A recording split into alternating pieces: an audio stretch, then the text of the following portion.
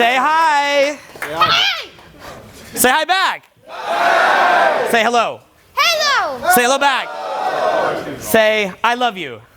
I love you. Say it back.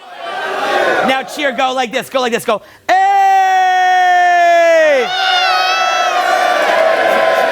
My biggest epiphany, which was hand in hand with the second one you said, is one I'm actually still struggling with today, which is, we talked about it a lot, allowing success to land. Like most people aren't ready, including myself, and I'm working on this, to let success land. Where right now, if I asked a lot of you, are you ready, for example, to have a beautiful woman in your life? Most of you would be like, fuck no. You know, if I just pointed a few of you out randomly, say you with the black shirt, just random, are you ready for a beautiful model girl in your life? Yes or no? Yes. Really? Yes. Yeah, right. Yeah, right, dude.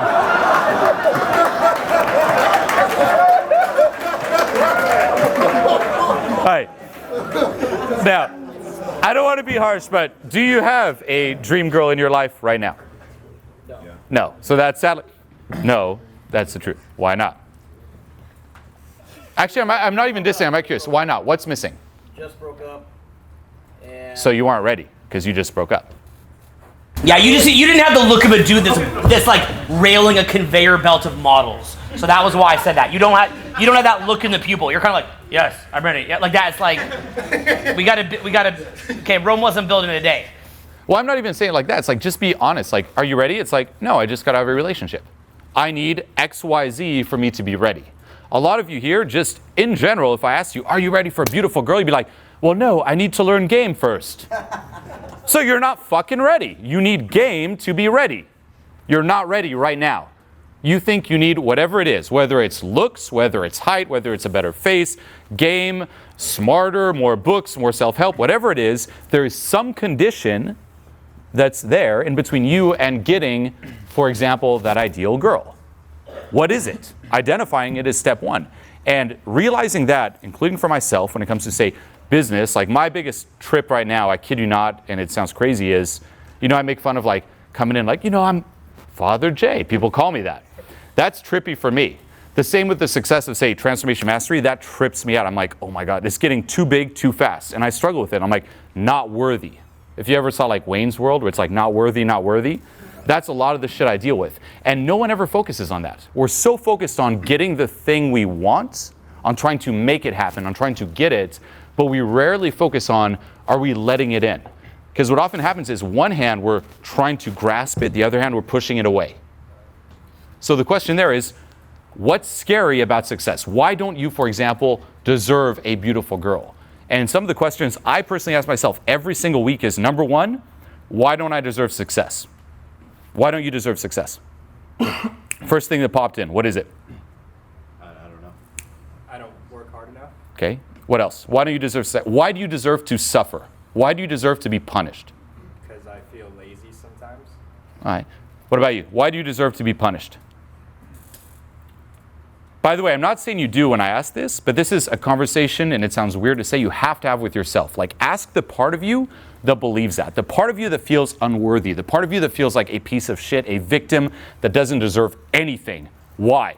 If you have a pen and paper or phone, I'd write these down. Like, I kid you not, these will change your fucking life. So, right now, there's so much focus on what can I get? I want success. I want women. I want an awesome life. I want X, Y, Z. Shift it around. What's holding you back from that? And you got to actually repeat these questions in your head. And it sounds weird, but you have to ask the part of you that believes it. Because we think, for example, self-sabotage is us fucking ourselves over, but that's not true. It's you getting exactly what you want, except you're not aware of the part of you that wants it. So one example is, say you, randomly, say you did something that fucked someone over in the past. You'd say 20 years ago. And you're like, oh man, I suck. I'm a horrible person for that. Now you moved on and consciously you're living your life, but there might still be that part of you from back then hanging on to that. Like, hey, you're a piece of shit. You fucked that person over. And guess what? Do you deserve success if you're a piece of shit? No, because you won't be getting the punishment you deserve. So although right now consciously you might be trying to accomplish all these great things, there's still that part of you that's like, no, no, no, push it away. Self-sabotage. Try to get rid of this. Like, this is not for me, because if I get this, like, I won't be serving my time for what I did. I need to be punished for what I did. That's one example. But some questions is, number one, why don't I deserve success? Number two, why do I deserve to be punished? Why does life have to be so hard for me? Why do I hate myself? Why am I not good enough? And literally write it down. You're like, why am I not good enough? I don't know. Like, that's the default. That's resistance. Fuck that. Dive deeper. Why am I not good enough? You know what? I disappointed my mom. Boom. That could be one. Okay, write that down. Why am I not good enough? I'm too weak. Okay, write that down. Why am I not good enough? Some random examples. I'm just throwing this out there. My parents got divorced. Could have nothing to do with you, but if the younger you believed that at the time and you associated that to not being good enough and you're still hanging on to it, why would you deserve success or say a beautiful woman if you're not good enough? And it's so fascinating. Like, even right now, he said, take out your phones, write this down. I don't know what your reasons are if you're not doing that, but just look at Even you as the example, you're not taking your fucking phone out. Just look at the fact that you're not writing that down right now. We're teachers. We teach this. And we do this every day. We, as teachers, do this every day to keep on top of our toes. And for you to not be writing it down right now for, I don't know, maybe you're enlightened already in this room, but... Well, actually, that's the second epiphany. Is number one, how we push success away and going deeper is how, not just me, because I realize this within myself, then people I coach, and then in general, it's just how 99.9% of people are just fucked and stuck. And it can sound super depressing and sad where you're like, oh my God, like, again, who here actually pulled out their phone? Raise your hand. Okay. You didn't even lie. Okay, who here lied? Raise their hand. It can sound depressing. You're like, why are they not taking their phones out? Like, that's the average person. Like, there's such good advice. They're not taking their phones out. Why? Because they're fucked. Depressing, yes, but what does that also say? If you can just rise a little bit above that, you will slay. There is no competition. The world's getting dumber and dumber. Who here wakes up, first thing they do is check their phone? Raise your hand. First thing, you wake up, roll out of bed, like, oh, what time is it? Or even just the alarm, and then you're like, notifications. Yeah? Who here wakes up on average and you get pissed off by one notification or one comment or one text message, just either pisses you off or stresses you out? Bullshit. Bullshit. Lies. Floating turds. Yeah, you're like, no, like, bullshit. 80% of you, okay? It still occasionally gets to me. It's not the first thing I do, but when I check it, like, for sure one notification is gonna piss you off or trigger you. You're like, fuck that shit. Or like, what? This is happening? Or like, my work schedule, or fucking Jenny, what the shit? And that starts off your day. There's your day, fucking Jenny. And now you're going to shower, piss, like, fucking Jenny, shitting, like, Jenny, fucking Jenny. Like, that's your day. You're in reaction to Jenny. Then you get in your car, and maybe something won't happen. Like, oh, my car won't stop. Another shit. Jenny, then the car. Then fucking George texts you some shit like, hey, I fucked Jenny. You're like, fucking George and Jenny. Like, dude, it's just this chain of events. You know?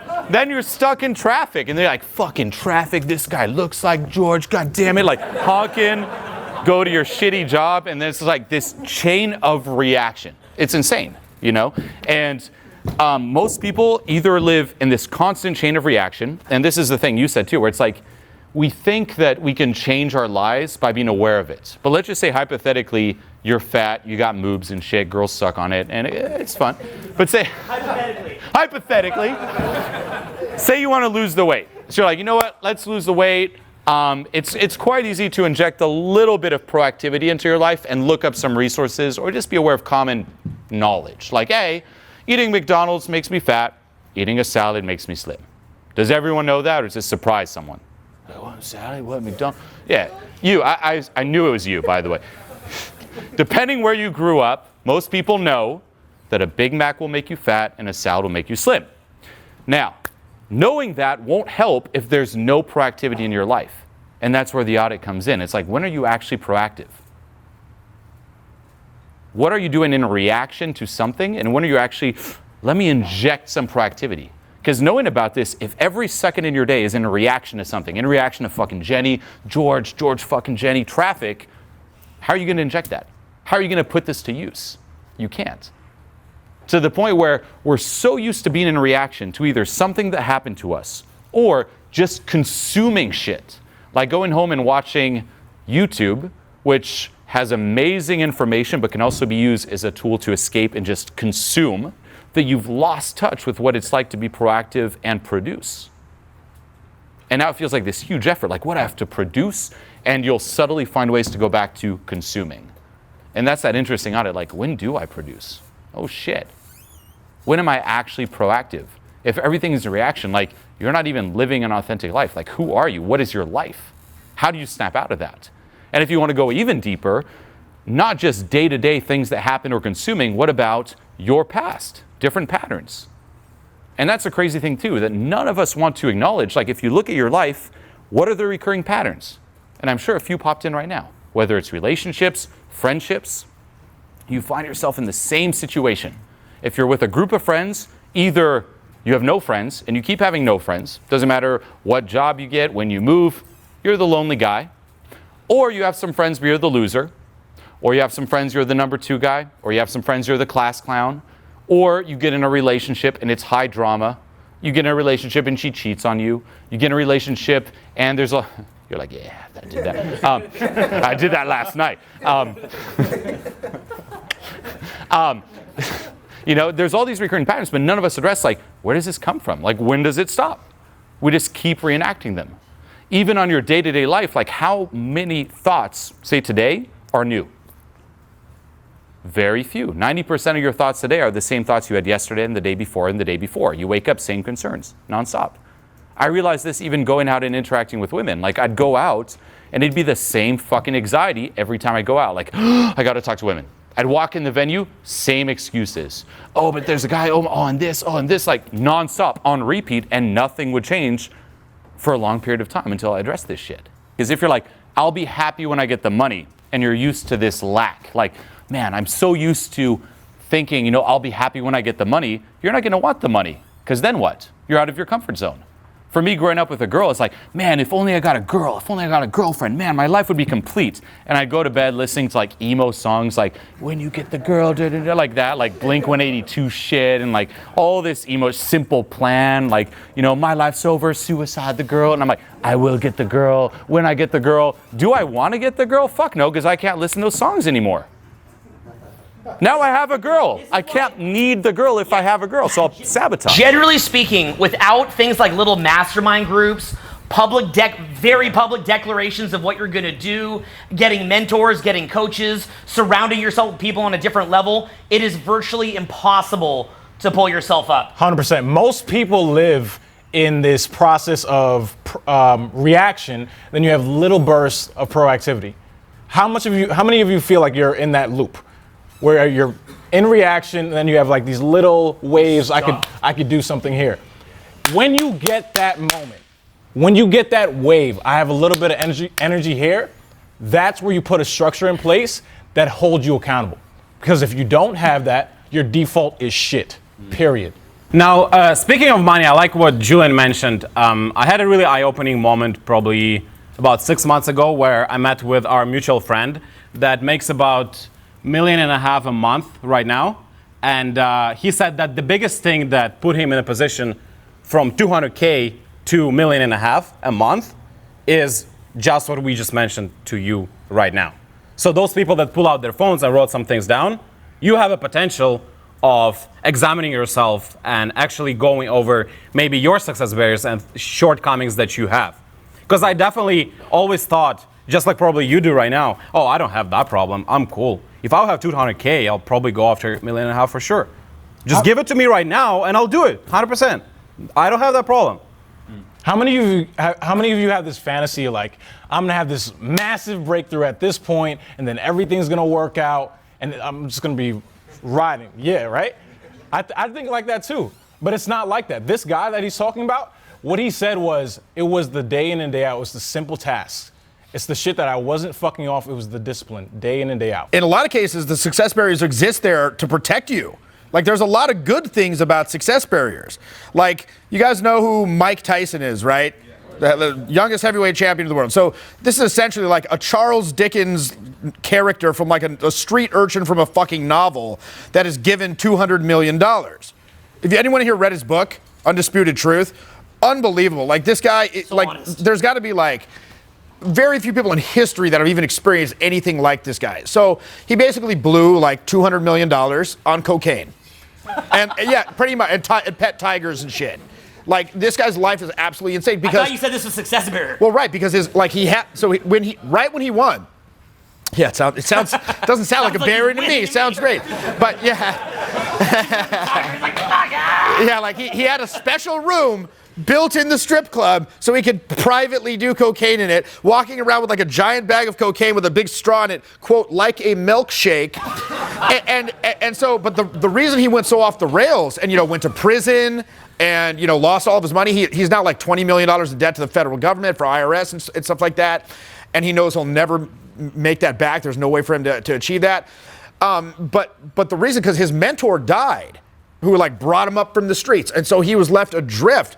And again, like you see it a lot of times, like say Britney Spears meltdown, shaves the head, attacks an SUV with an umbrella and shit like that. If you're not ready for an extreme level of success, yeah. But how many people are going from 0 to 200 million? Like you're afraid of going from like, 100,000 to like 500,000 or something like that, or from a 7 to like your 9 girlfriend, right?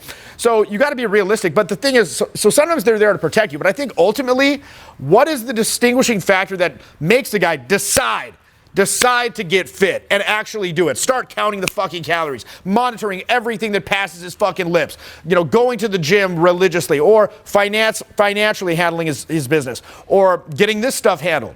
There's a point where he decides.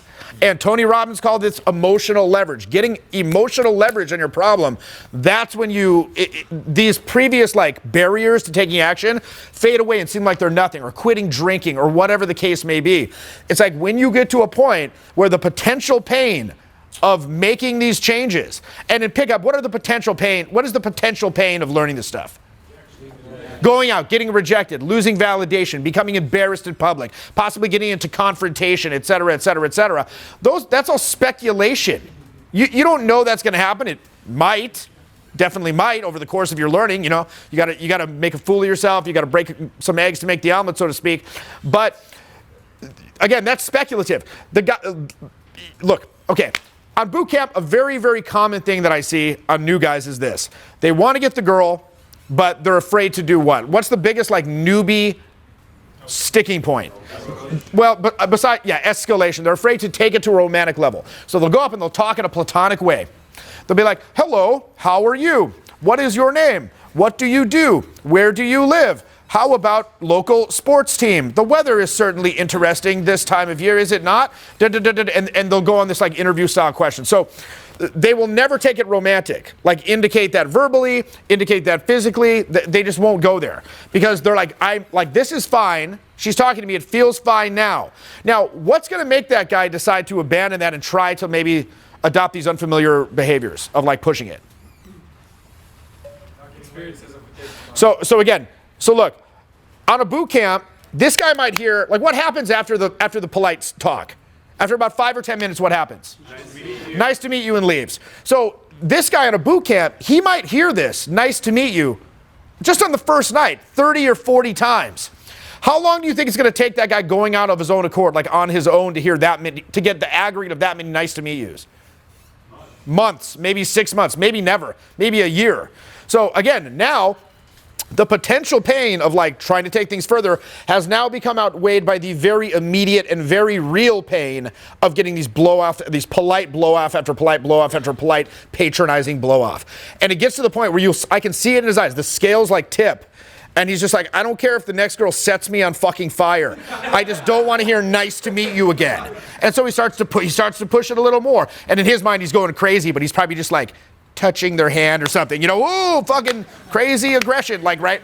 But then lo and behold, he sees some of the time that actually works, whereas the shit he was doing before never worked, right? So again, he got that emotional leverage, and that's what enabled him to start embracing these new behaviors. Well, another thing that I think would be really cool for us to start teaching and teach you guys is how to just look at somebody and see their success barriers. And when you know what you're looking for, you're going to sense it like that. Look, on the most extreme end, if you're to go say talk to somebody who's homeless, and if you try to suggest anything to them that would empower themselves. Now, of course, I understand there's mental illness involved here. There can be insane trauma involved here, and Julian covers a lot of that, don't get me wrong. And we have an appreciation and sensitivity to that. But you're probably also aware that in many cases, if you talk to a homeless person, there's these incredible victim stories. One of the things that's very powerful about communicating with homeless people and really talking to them, and without judgment and without looking down on them, but really just appreciating them, is holding space for a homeless person and letting them talk. And not trying to correct them. They're not asking you to correct them, but let them talk.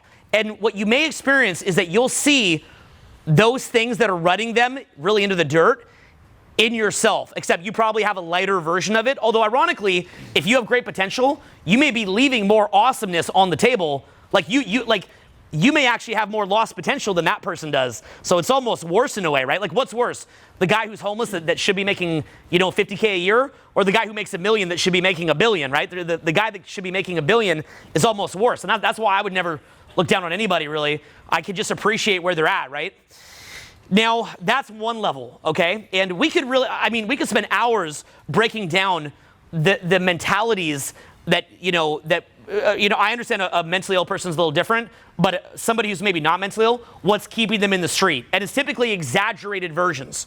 Now, on the flip side, you can go look at somebody who's highly happy and successful, and then start looking at their mentality and then seeing the gap between them and yourself, people who you really look up to. And that's not just seminar gurus, even though if you watch our stuff or come to our stuff, we're probably guys who you maybe look at. There's people who are just like on this whole other level, and we're always trying to meet them. And like something kind of cool that we do is we meet these really high level people, and then we get the insights. So we kind of try to disseminate them to you guys, right? That's what a really cool thing with like internet, social media is we can get this out to you guys. That's what we're here to share.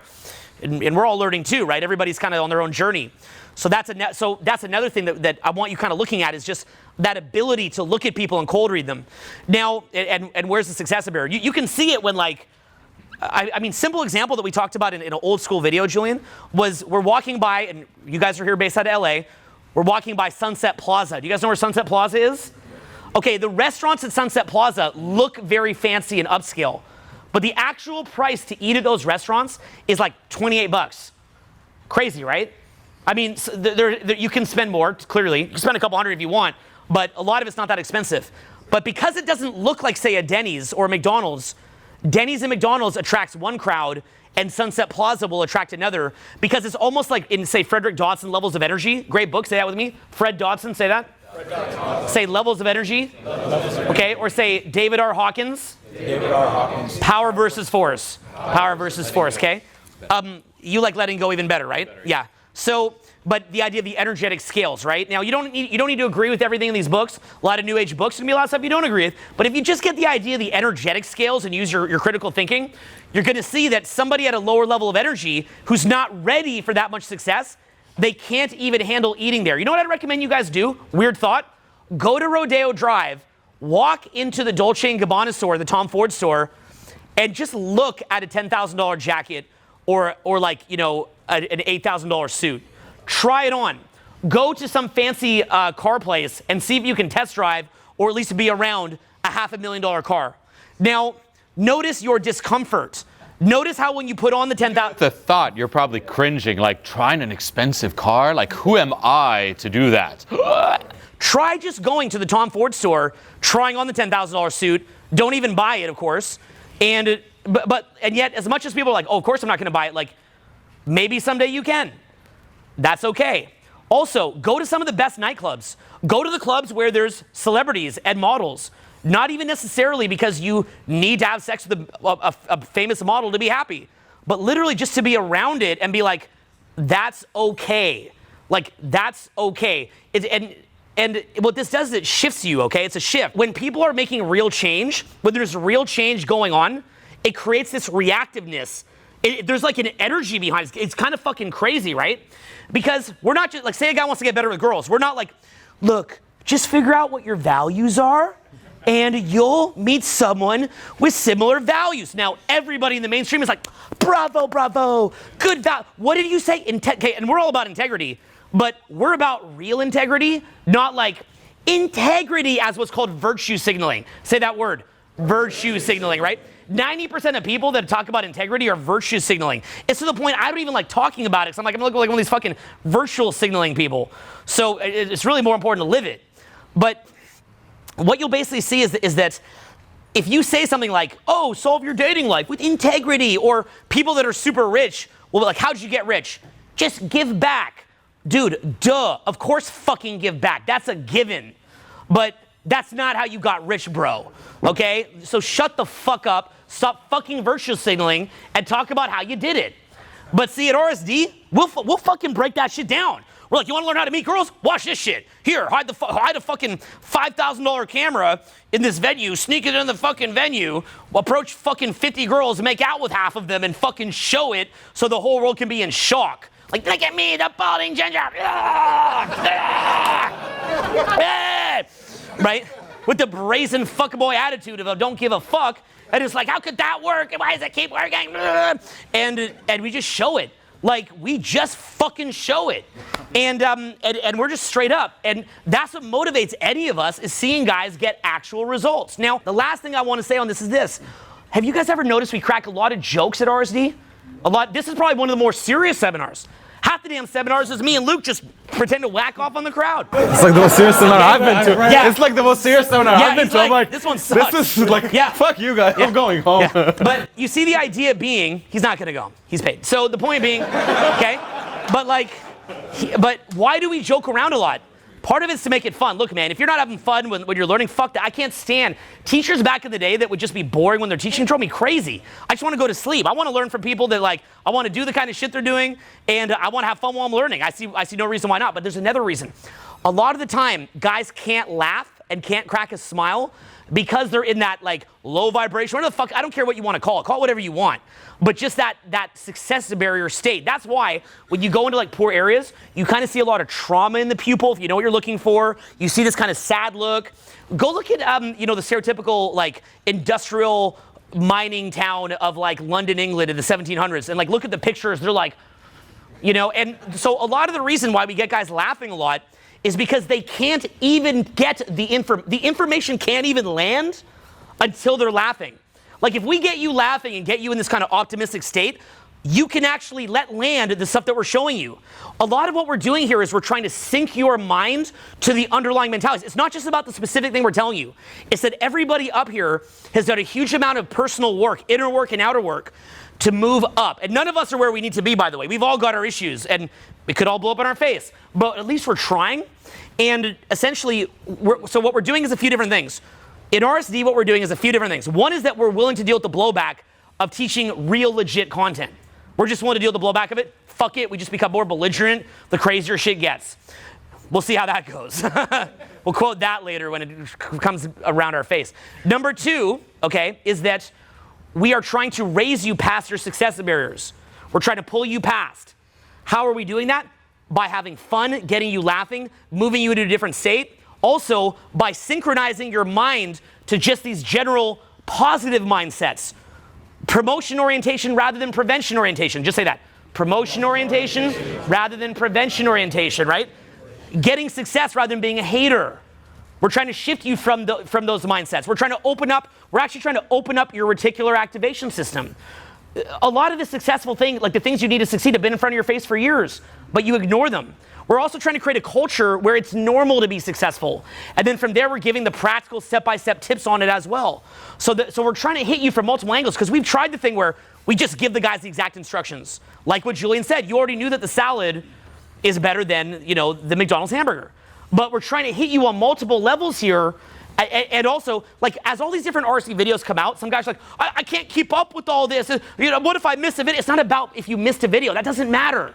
It's about just it's basically just taking similar ideas, switching them up a little bit, maybe dressing different, being different environment, different stories, different anecdotes, coming around the same core ideas, and making it so that you have immersion to them all the time, and making it free. Part of why we want to make this free was as a service to society. We want to make free events. We want to make free videos so that the world can start to move up. That's our goal. Thank you, man. And even when we do a product or program, we're doing that to fund the ability to do these free events or the ability to put out free videos. And then products and live events just take it to another level. Thank you. Thank you. Appreciate that. That's what we're trying to do here. But what I'd say is we can't want it for you more than you want it for yourself. You've got to want it for yourself as much as we want it for you. So I guess that's, and I'd love for you to expand on this, but that's what I had to say on it. Okay, that's kind of my take on this topic. Yeah, I know I'll wrap it just with a few practical things, and I'll bring it back to what you said with the going into different restaurants or say going into, trying a car. Like any of you who cringed at that, like, ooh, walking into that restaurant or walking into test drive a car, that's what I said in the beginning. Like, are you actually ready for that? Because maybe you want to make a fuck ton of money, but then if you cringe and there's like resistance to going in and even test driving that, why are you not addressing that? And that's like a part of transformation that most people don't address. It's like that inner world inside of you where all your demons lie. And that's the thing that really changed my life. And I'll leave you with that. Think of yourself as like there's two inner worlds. There's a world you're aware of right now, you sitting here listening to me talk, listening to Owen talk, listening to all of us talk. You're in this room. But simultaneously, there's another world beneath that. And in that world, there's all your demons. There's that little voice where if you're left alone for too long, it kind of seeps up to the surface and there's a self-hate that kicks in. And I'm sure you're all aware, that little voice like, you're such a piece of shit, you deserve to die. Does anyone have that voice? Be honest. If you're alone, like, you're such a piece of shit, like, who are you? Who the fuck are you? You're not good enough. You're never going to do that. Who are you kidding? Why are you even pretending? Why would they ever love you? Why would you ever get this? Like that little voice there. You know what you did. You know who you fucked over. Why are you even thinking that? Even if you're peacefully sitting here, it's like, hey, like trying to speak up. Hey, see that person over there? They're judging you. They know you're a piece of shit. Just nonstop. That other world. There's that past trauma, like all this shit that happened to you trying to place out of your awareness. That's going on. Whether you're aware of it or not, that is going on. There are two worlds. And we ignore this. And we spend our entire lives like trying to stuff it down, trying to distract ourselves, trying to medicate it through drugs, booze, like whatever the fuck. And we never address it.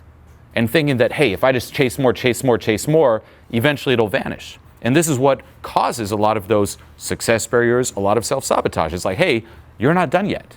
For you to be at this level, you can have all this baggage, if you will. And it's not pleasant to do, but this is how you really change. It's not just the glorious going out and making it happen, but that does you have to do that. But there's also the other part where it's you sitting at home by yourself, like the gloomy and the gloomy dark, and you're just there and you're like, okay, let's dive into these demons. What the fuck is running me? Linking back to what I said before, why do I hate myself? What am I hanging on to? And it's having that conversation with yourself. What are your demons? Why don't you deserve to walk into a beautiful restaurant and have a good meal? Why don't you deserve a lot of money? Why don't you deserve a beautiful girl? And that's the other crazy thing. It's like, you think you want this beautiful girl, you freeze in front of her. So much of me teaching, say, dating programs in the past was like making guys realize the girls like them and keeping them in the interaction. Because you'd think you fear rejection, but that's not true.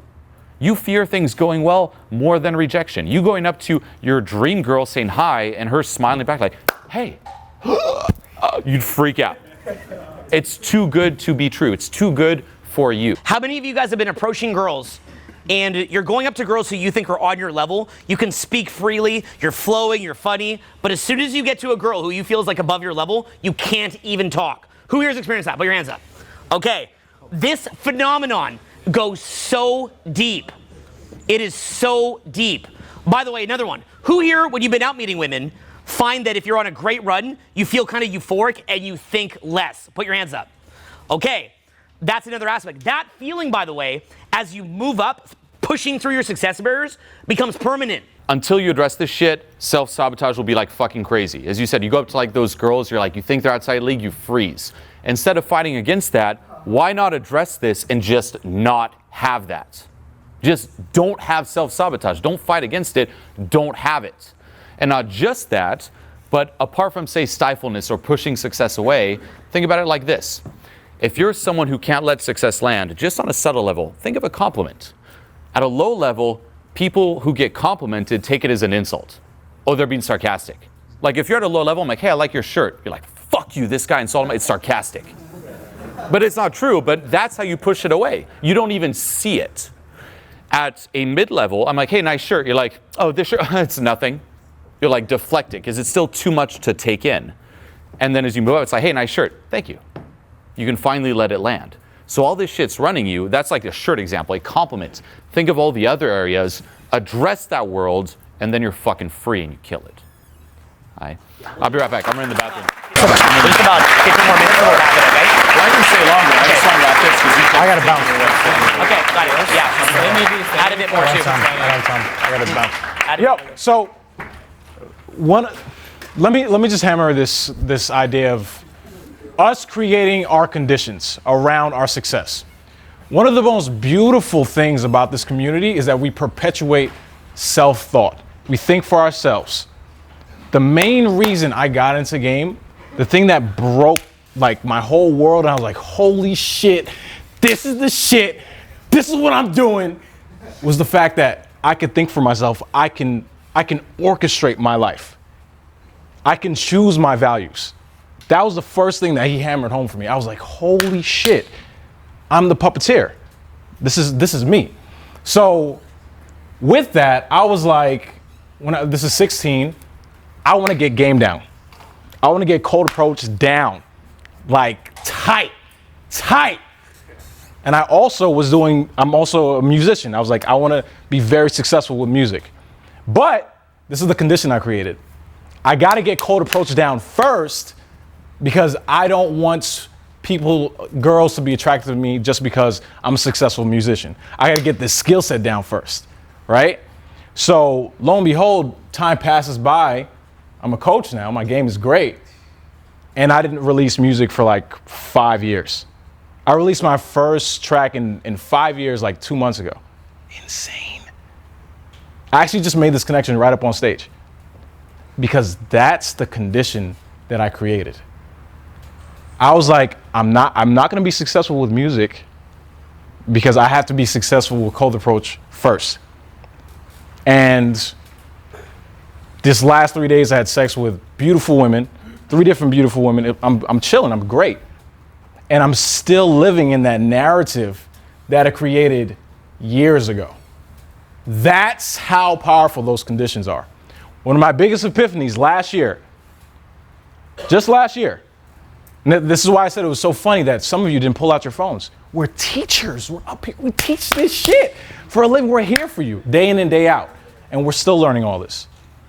So for you to not to not take the opportunities being told to you in a room where you came yourself, you took out time yourself to come out here to invest in yourself. It's crazy. Just look at that. It's just an opportunity to look at something. We create these narratives. We create these conditions. I felt as though because I don't have as much time in this, or I'm not experienced enough yet, or I'm not as passionate as this person, then I'm not going to work as hard. And you're creating all these fucking conditions to be successful. Be very, very aware. That's where these questions come in. The questions that he gave you, you need to do that shit on loop. Every single day I journal. Every day. We're still taking self-development courses ourselves. We're students. We're students first. And it says never end. It does not end.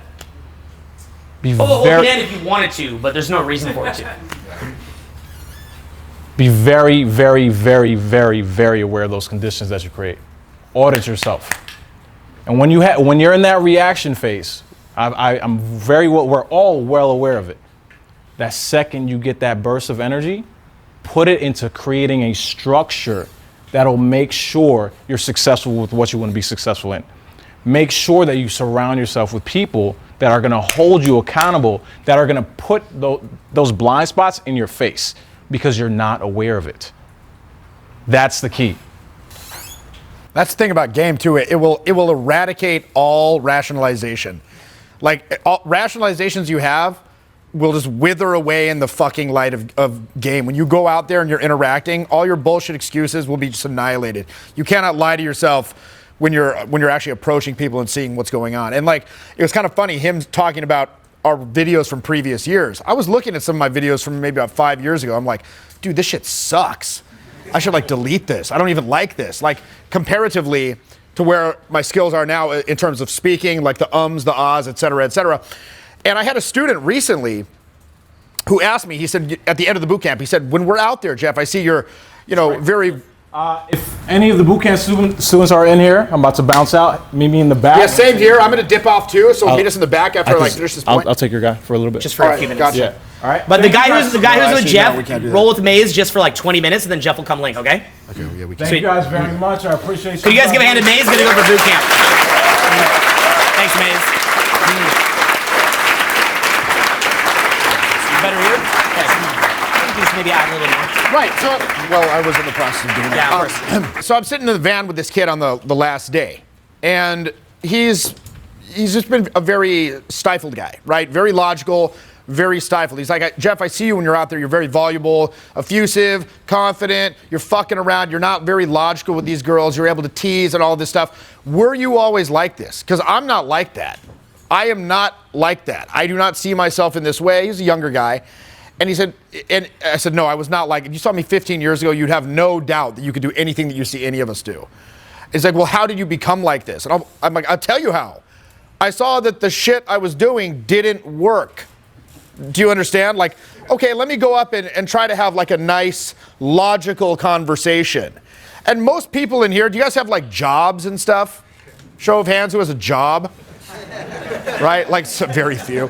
That's why they came to the free tour. So, but I live in the Bay Area, so I get a lot of guys who are very serious types, software engineers, et cetera, et cetera.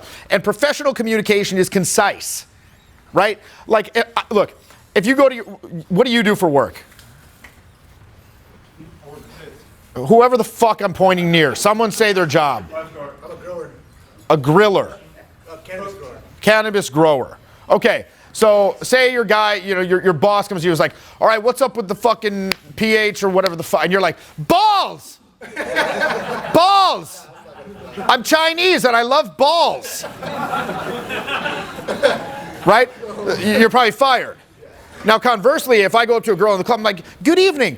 Hi, allow me to introduce myself. My name's Jeffrey, and let me tell you a little bit about myself. I had a rough upbringing, and, I muddled through. I met some friends of mine. We were in, like, a weird subculture, and we actually made an industry out of this subculture out of whole cloth. And we struggled for many years, and we worked on our brand and our skills, and now I'm doing fairly well, and I've traveled the world. I'm pretty cosmopolitan. I'm financially pretty well off, and I'd love for you to maybe be a part of that, maybe in a romantic relationship.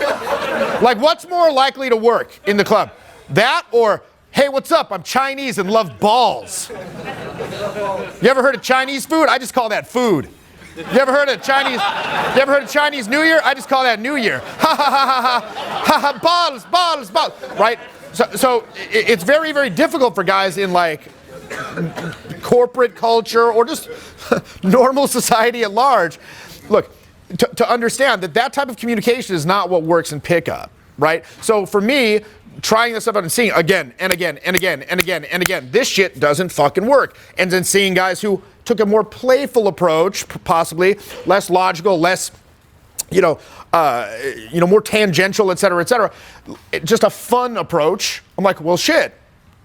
Maybe I should start engaging with that sort of modality and see where that takes it. And lo and behold, it started working more. So I integrated that more and more into my persona. Now, again, if you put me before like a judge or the IRS auditor or something, I'm not going to be like, balls, dude. Like, right? I still retain the ability to communicate professionally if the need be. For example, at the hot seat on Saturday, I'm like there. I'm just like, boom. I'm trying to get this information into your head. I'm going to get it all in the time frame allotted.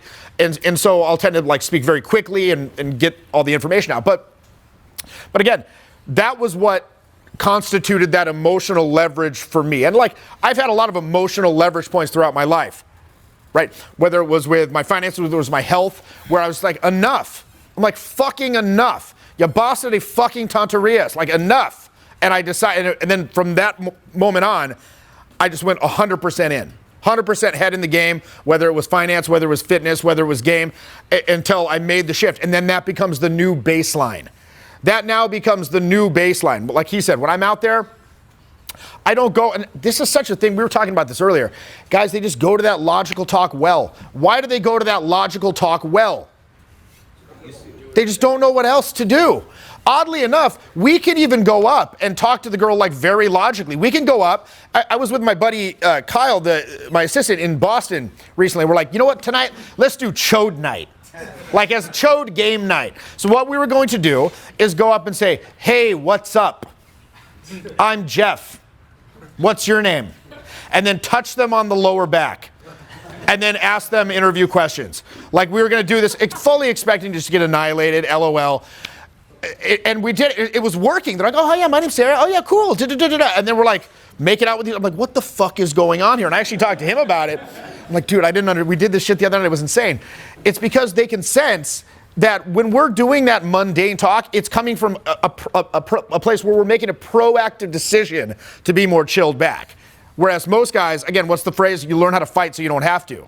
So most guys, they're just like desperately treading water. They're like, oh, please, God, don't let the interview questions run out. Oh, God, right? Where with us, we're sitting there, but they know at any moment we can be like, sure you can, and do some fucking crazy shit. Like it's under the surface, right? They know it's there.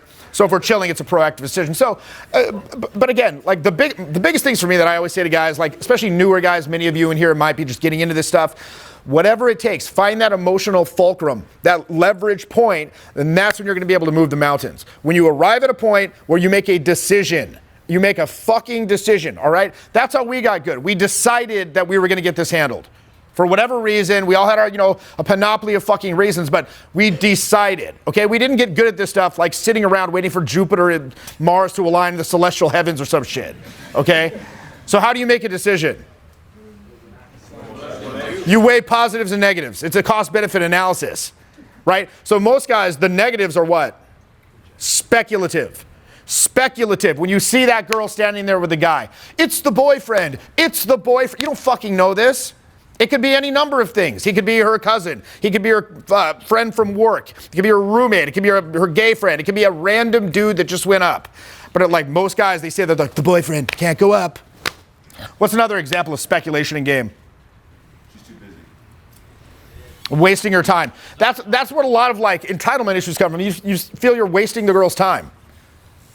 Or you make up mental movies of how it's going to go poorly, et cetera, et cetera. You don't want to escalate because you don't want to seem creepy, when in fact you have no idea what this woman thinks is creepy or what behavior she's been indulging in behind a dumpster or whatever. Like you have no idea. You have no idea. But he knows. But again, the point is, don't let these like negative outcome narratives, these little mental movies, control you. Don't speculate, find out, make a decision, figure out what your little emotional leverage point is, and flip that fucking lever. And then that's, again, when you can begin to move mountains and you can make real change. Your personality, it's fluid to a degree. It's a slow-moving fluid, but if you keep applying that pressure in the correct direction and you start getting positive feedback from like better results, that's what's going to make it come in line, and it becomes like the new baseline for you. And the big one too, guys would say, oh, I like what you guys mentioned here, but cool, I'll start on Monday. I'll apply for Inner Circle group. I'll do on Monday, start my week fresh, so to say. I'll apply for this. I'll send a request to the Facebook group. I'll find a wingman.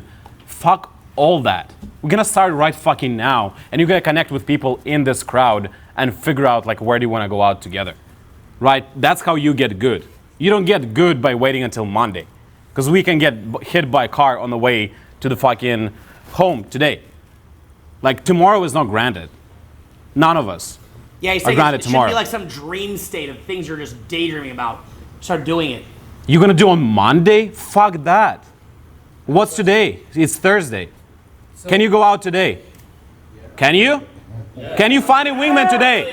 Let's go! Could you guys give a hand to Jeff and for everybody here? This is a lot of fun. Thank you guys. Appreciate it. Nice.